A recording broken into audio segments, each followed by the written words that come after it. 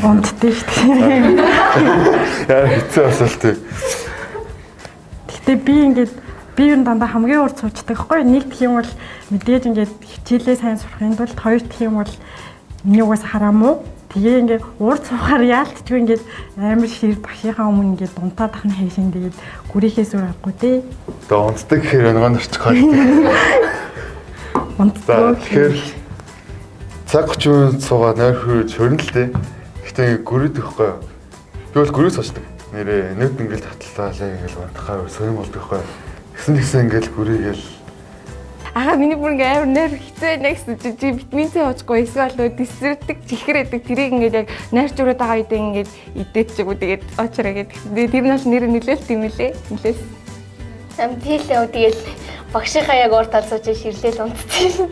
Тэгэл цочис ирээл гэсэн. Танихгүй хүмүүсийн дунд унтаалах нь шишин.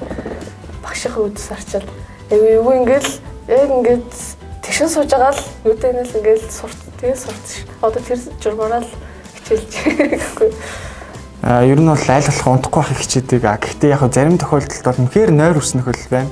Гэхдээ тактин чанартай бол унтнаа. Яаж унтах вэ гэхээр эхлээд тэ эхний 20 минутанд багш бол нэг ач холбогдолгүй зарим зүйлүүдийг заадаг. Тэр хооронд нь унтчаа сүүлийн нэг 60-аас 70 минутанд үнэхээр ач холбогдолтой зүйлүүдийг заадаг. Тэр дээрээс ирдэг ч юм уу тийм тактикийн чанартай унталт бол хийдгээ. Тэгэл ялчгүй ингээд ард суул нойр хүрдэг. Тэр нөгөө нэг яг презентацийн тавих гээд төгшгөө хаагаад цонхоо хаагаад гэрлээ унтраачихсан бүр яг нойр хүрдэг. Хамгийн хойшоо суухаар л ерөөхдөө нойр хүрдэг гэж боддیں۔ Яалчгүй багшаар тулаас суушгаар хичнээн нойр хүрсэн ч гэсэн багш хараад идэг. Мэдээж тэр хүүхд унтахгүй шүү дээ. Тэгэхээр хойшоо суухгүй л нойр хүрхгүй дээ.